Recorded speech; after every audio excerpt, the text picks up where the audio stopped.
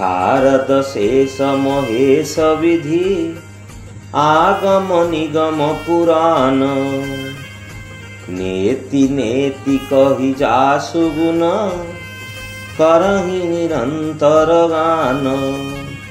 सरस्वती, शेषदेव, शिव, ब्रह्मा, शास्त्र, वेद तथा पुराण ये समस्ते नेति नेति कही कलना करि न पारी एपरि नुहे कही सर्वदा प्रभुंकर गुणगान करती।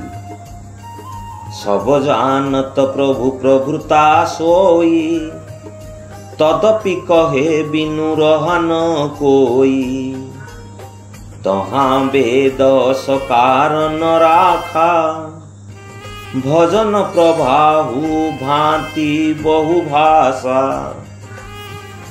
प्रभु श्रीरामंकर महिमा एपरि अवर्णनीय बोली समस्ते जानती, तथापि केही न कही रही पारंती नाही। यार कारण दर्शाई वेद कहती जे भजनर बहुविधि प्रभाव रही, अर्थात भगवानंकर महिमारे पूर्ण वर्णना भी करि पारिबे ना।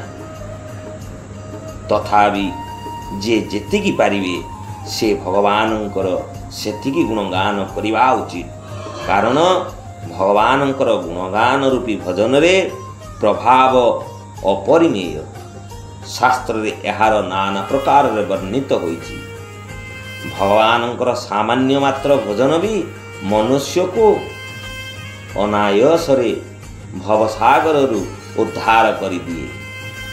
मो नाम श्रवण कीर्तने श्रद्धा उपजे जार मने से भक्ति जोग अधिकारी संसारी हेले ही सन्यासी।